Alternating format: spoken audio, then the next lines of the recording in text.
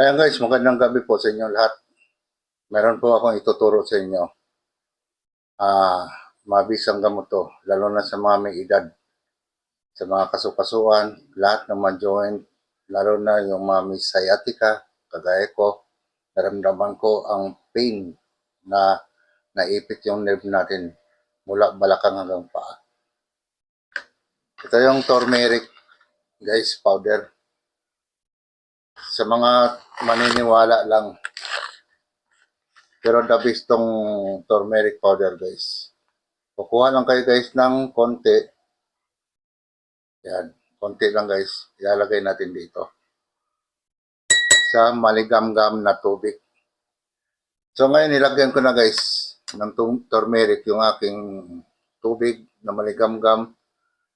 Lalagyan ko siya guys ng konting paminta. Meron na rin akong pinapanood din na yung mismong pasyente niya is doon talaga gumaling.